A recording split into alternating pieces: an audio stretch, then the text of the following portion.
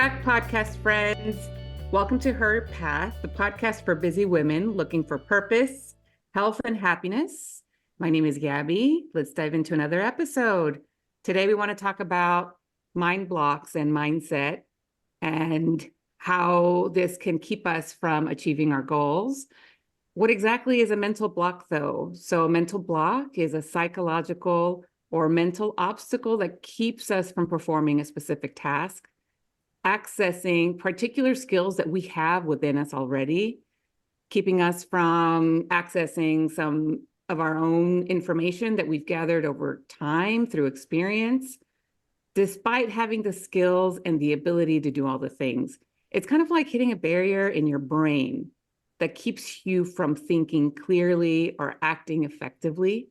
And it can show up in a variety of ways. Sometimes it can show up as feelings of anxiety, feelings of self-doubt.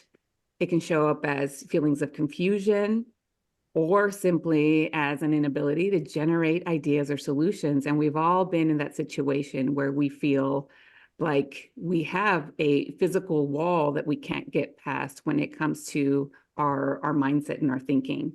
When we hit a mental obstacle or we have one of those mind blocks, we can feel stressed. We can fear failure. We are addressed with the lack of perfectionism. We can get hit with a lack of confidence, or we can bring up all of the past negative experience that have come up in similar situations, giving us evidence of how we can never get past it. Some examples of what these mind blocks can look like are procrastination is a big one. I don't know, ladies, if you've ever had to deal with procrastination. So that's one of the biggest mind blocks I think that a lot of us struggle with is, you have shit to do. You know that it's important. You know that the outcome is wonderful, but you just can't get yourself to move past it. Beth, how do you deal with procrastination? Frequently I indulge in procrastination. But after that, I give myself grace and realize that, there is something that's happening internally that is preventing me from moving forward. And rather than beating myself up over it, just having some compassion and knowing that it'll come when it's time. And then there's other times where I just, take the bull by the horns and say, I know you don't want to do it, but we're doing it anyways. Let's go. Right. That's what I have to do for myself too, is I know you don't want to do it, but getting it done is going to take less time than you actually think. And then you get this weight lifted off your shoulders once you accomplish that task. Yeah. And then you realize that wasn't as bad as I thought it was going to be. What about you, Nancy? Well, I do procrastinate. It's probably my favorite thing to do. But for me, I don't do it all the time, but for sure, I grab a coaching session with someone for sure, because that really helps me to really get through that.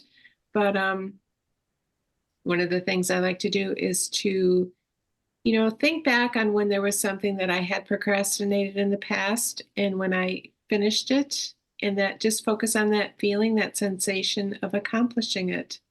For me, I think I can generate a really positive sensation in my body.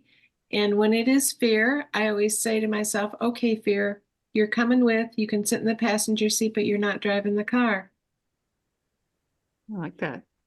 That's wonderful that you have that insight to be able to talk to yourself, to talk to your own mind, to talk to that feeling that is really kind of pushing that sensation or my that lizard procrastination. brain. I call it my lizard brain, that Right. amygdala, the fear brain. I call her Lizzie. Yeah, So I because give she's her, always there. she's always there. And I know she just wants to protect me for sure. So I talk to her nicely and I say, okay, we're really going to focus on the feeling of having that accomplishment. And it's going to feel so darn good. So getting her to agree with me is really helpful. How about you, Elise? How do you handle that block, that procrastination? Yeah, I'm really good at indulging it as well. And I will sit with it for a little bit. And I usually get sick of the feeling, the weight of it hanging over my head. the weight of it can be crushing to me. So at some point I will say, enough of this. I cannot take this feeling anymore. I just got to get it done. And that's usually how I get through it. I have, project management tactics that I can use. I am very structured in my appointments, in my days, in my checklists. I love me a good checklist, as you all know. And I can use my checklist to help me. Like, you're not going to do the fun things until you get through this thing, right? And then I'll check it off and I'll give myself a couple extra stars and just, yay, I did it. But I love the idea of getting in touch with that feeling of why. And for me, it's not usually fear. It's usually my procrastination comes in a lot when it comes to writing. So I write a newsletter, I write a blog, I write, content for this podcast. There's a lot of writing in my world, and I can get tired of it. And if I can get inspired on a topic, then I can just power through and write it all out. Sometimes it's sitting there trying to think, okay, what's the topic for the next blog? What is going to be the theme of this newsletter? So if I can work through that part, then I can sit down and do it. That leads me to my next example of one of those mental blocks, which is feeling like you have a blank mind when you're trying to generate new ideas. Like when you're sitting there trying to either write that blog or, come up with a strategy for, your next meeting or your next client, or, something creative that you intend to put out there in the world, but just feel like I don't have anything coming to me, or having that conversation with someone trying to, engage or participate, and feeling like I don't have anything interesting to add. I don't have any wonderful ideas that I could bring up. This can happen when you're in a meeting, sitting with a group of people at work, and it seems like everyone else has a better idea than you. It can happen when you are, in a social gathering with people and everyone seems to be chatting away and you seem like I'm in a corner because I don't know what to say, or, I don't have anything interesting about me. I'm so boring.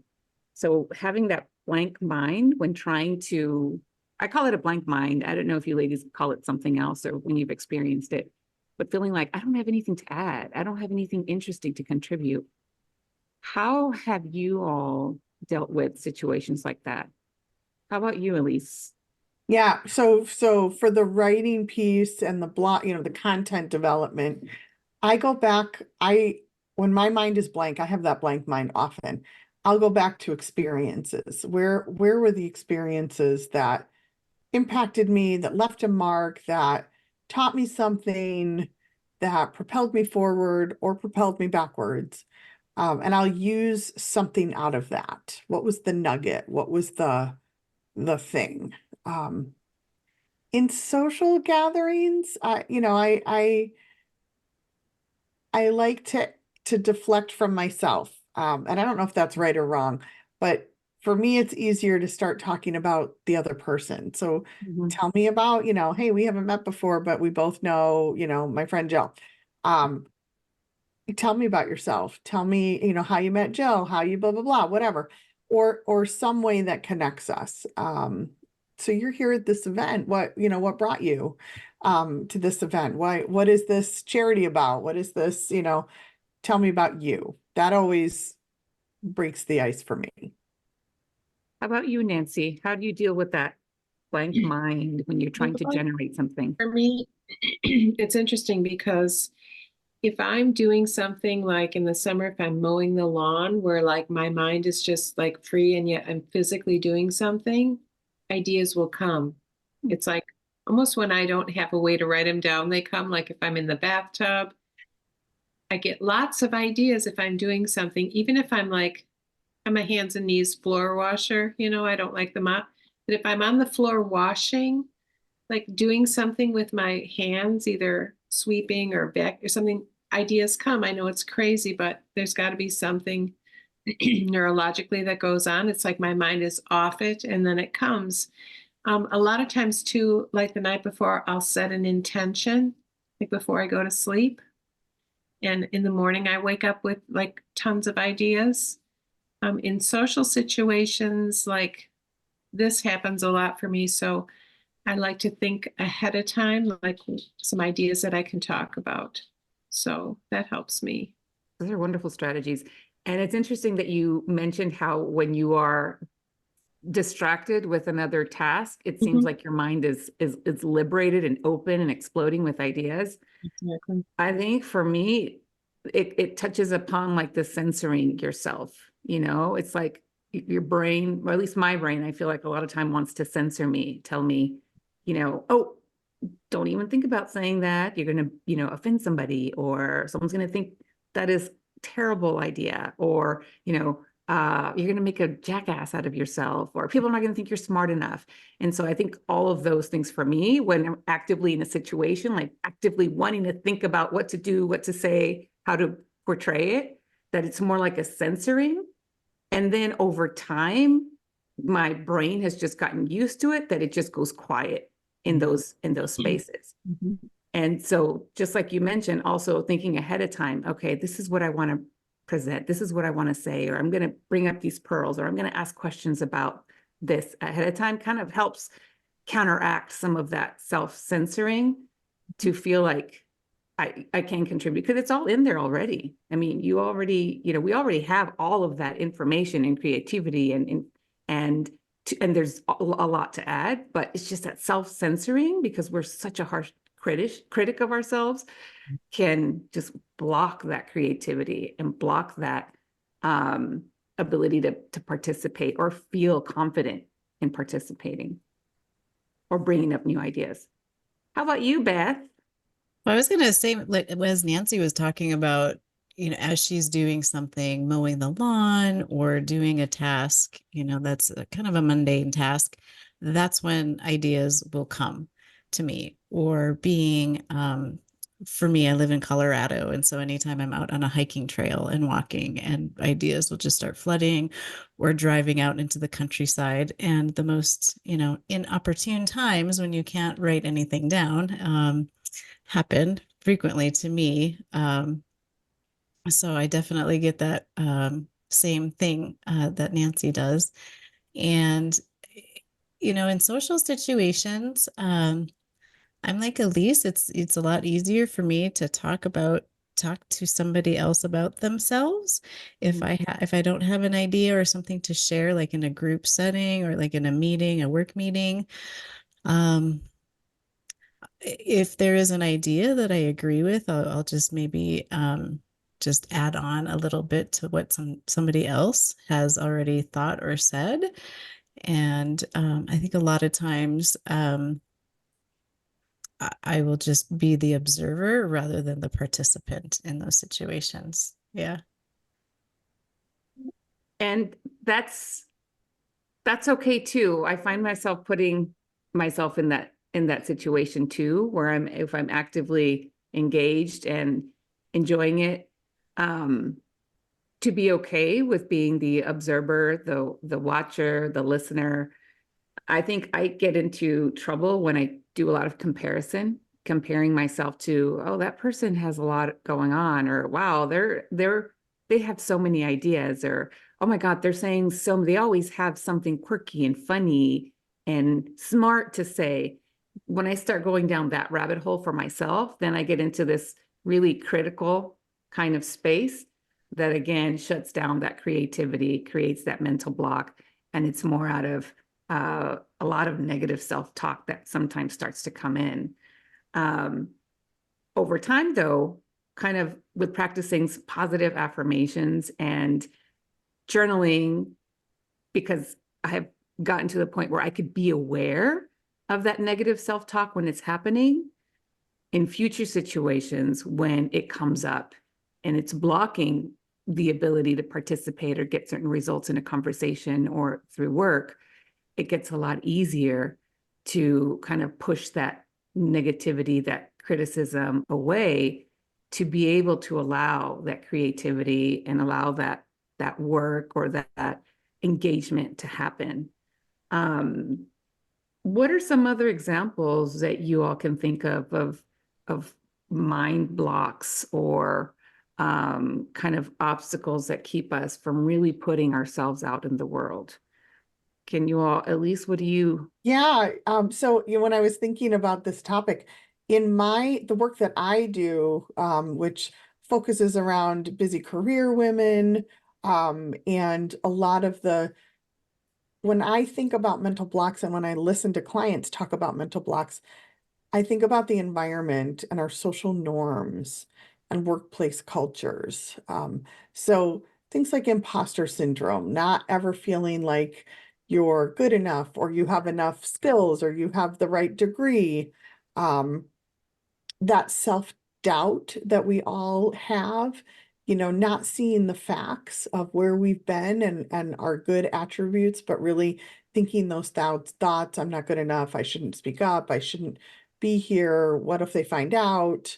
The whole concept of self-worth comes up for me, especially in the workforce, because we as women are not always taught about our own self-worth. And that's some of the beauty and the power of the coaching that we all do, the four of us, is teaching that self-worth and that self-love. Even, when I do my coaching circles, I bring clients through these exercises around, am I happy? Am I fulfilled? Does my job give me purpose?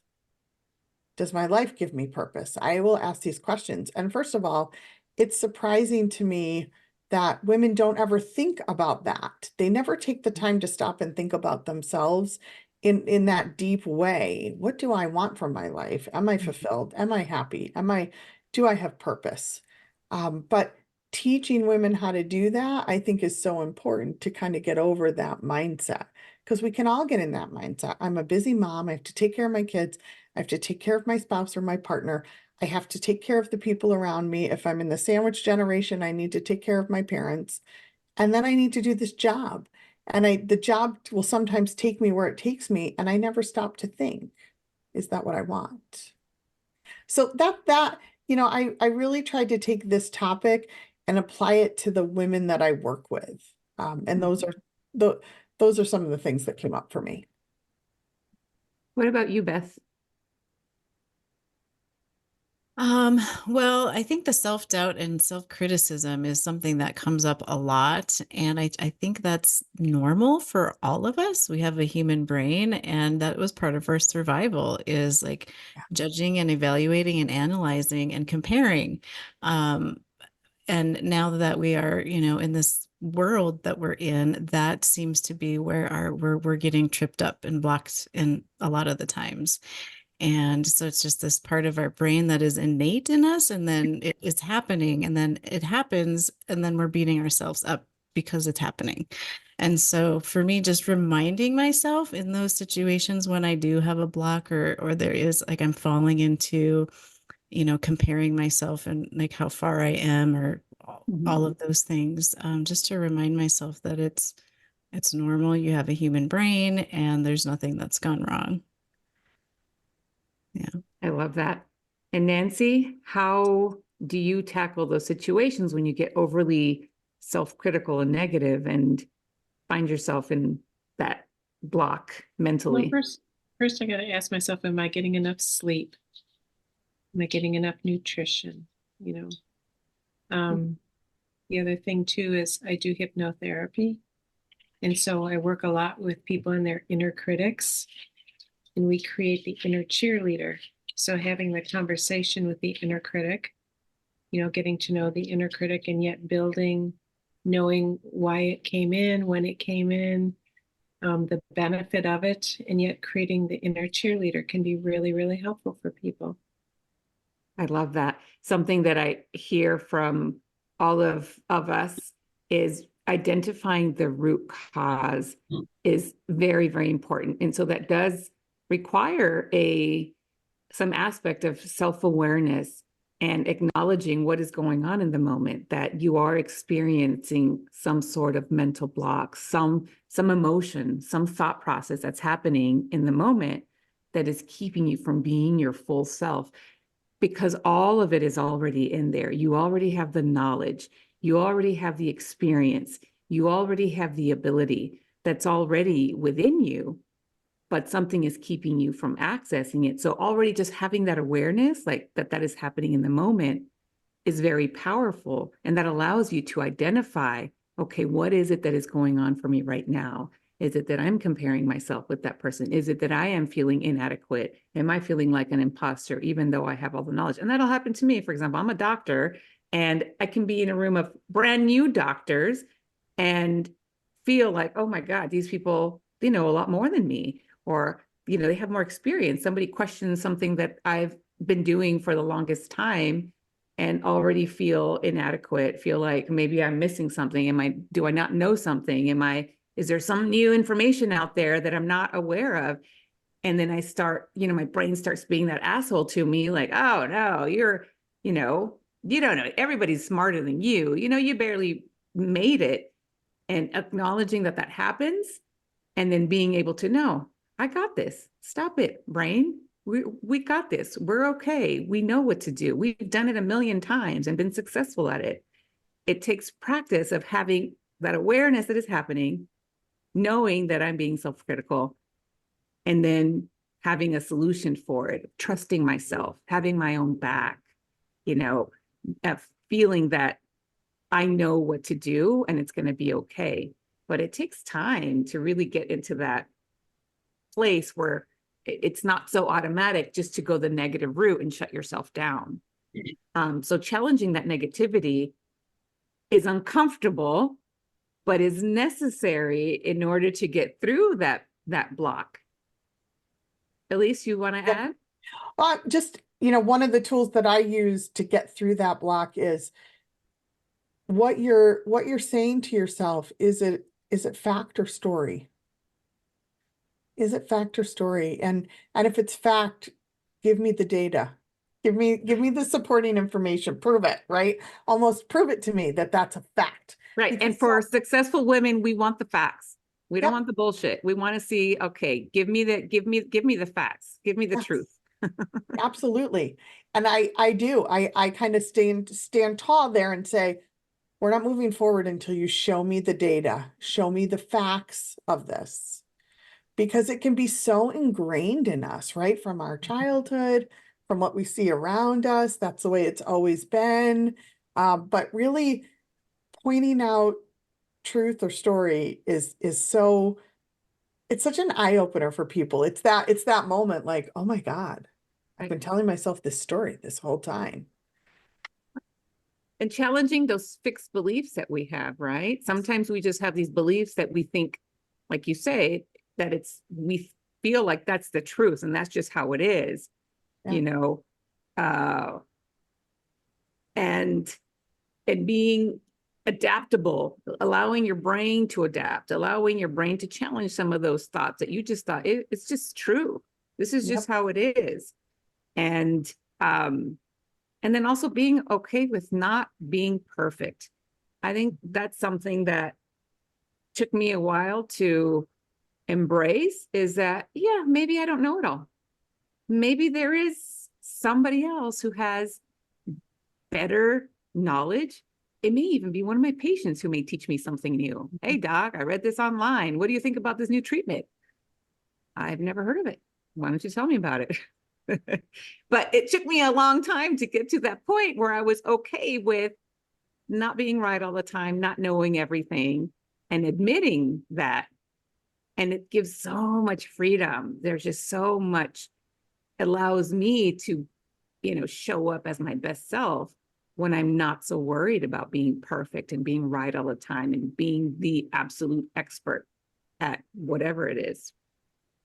And I would add that sometimes it takes like a defining event in our lives to push us past that need for perfection and to always show up perfectly and to always, to your point, to always have the answers, knowing the latest studies, all the things.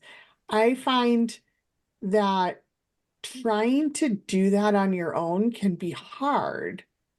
But sometimes a traumatic event, a defining event, a life-changing event can be that thing that makes you stop and pause and say, I don't have to be, screw it. I don't have to be perfect all the time. I can make mistakes. I can ask for help. I can say I don't know. And I wonder if any of you have ever had the ability to develop that without having some major event, or teach clients that. I think teaching clients that is the best, because I think we learn through teaching other people for sure. And I was just thinking in our conversation, it would be amazing if this was taught when we were younger. I mean, I'm just learning all this in my 60s now, and I think, oh my gosh, if they could teach this, or we can teach this to younger women, it would be incredible how the trajectory of their life could switch. Yeah. Yeah, I agree. I try, to the kiddos, to my children. I have 4 kids, and so I have tried so hard to impart some of this, and I know some of that is in there. And sometimes they don't want to hear it. They'll be like, "Oh, mom, don't psychoanalyze me. Oh, mom, I'm not one of your coaching clients." And it hurts, when they say that. But we're always taught, don't coach someone, without their consent, or force someone into a coaching session. But at least with my kiddos, slowly putting some of those ideas in there, it seeps in. So I think at least starting with our family, our kiddos, can make a big impact. Yeah, for me, I those learning defying moments, it's like I call them when life comes and kicks you in the ass. Like that just you can't help but pay attention, and it forces you to look at your situation or your circumstances in a different way, maybe asking for help, being vulnerable when you don't want to be. But to answer that question, I don't. I think maybe like in little pieces, little nuggets, maybe some change, or and that coming, but along, and just the change is just so subtle that it's not noticed, versus the defining moments in life where it's a huge like transformation. I like to always give the example to the kiddos of, see, hard work does pay off. And I tell them I wasn't the smartest in my class. I wasn't the valedictorian. I got C's. I flunked some classes. I had to drop out of college, for a spell. But I kept working hard and kept at it. It kept believing that things are possible if I had, faith in myself, continue to work at it, and it will work out. And having that faith despite being knocked down, obstacles, barriers in every kind of way, in family support, financial, relationship issues, as long as you keep having your own back and keep, having faith in yourself, that you will succeed. And it's hard, and it takes hard work. And it's not always rose petals and hummingbirds and, positive. Sometimes you're going to hit literal roadblocks down the road, but it's hard. And as long as you don't give up on yourself, you can do anything. And I am a firm believer in that. And similar to that, I've really been spending a lot of time thinking about and talking about our future selves. As when you're telling your kids to work hard, what you're really doing is helping them almost see their future selves and tap into them. What would your future self want you to do? Where do you see yourself in 10 years? And what would they say to your behaviors now, or to your thoughts now, or to this mind block now?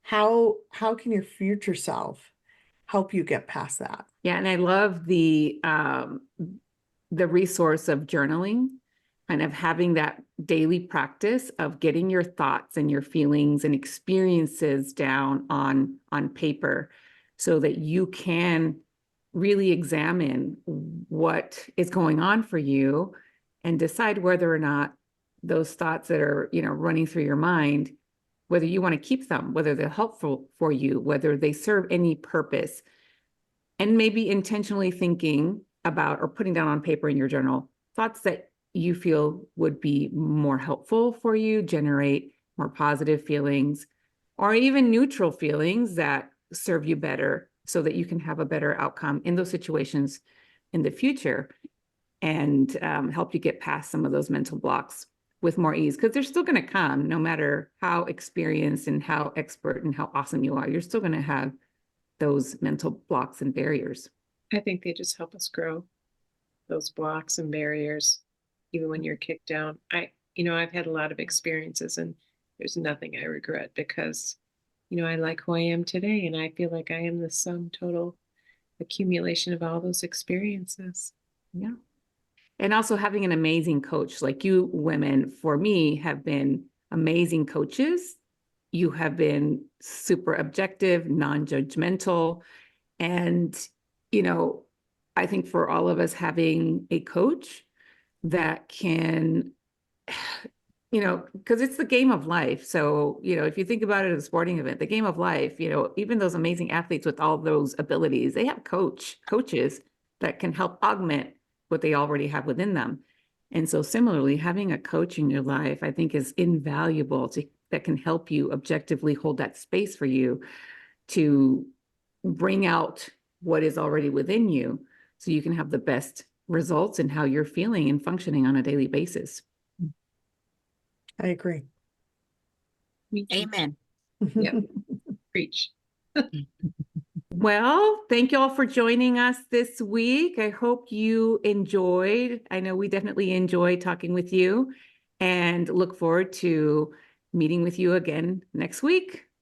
Take care. Bye. Bye. Bye-bye.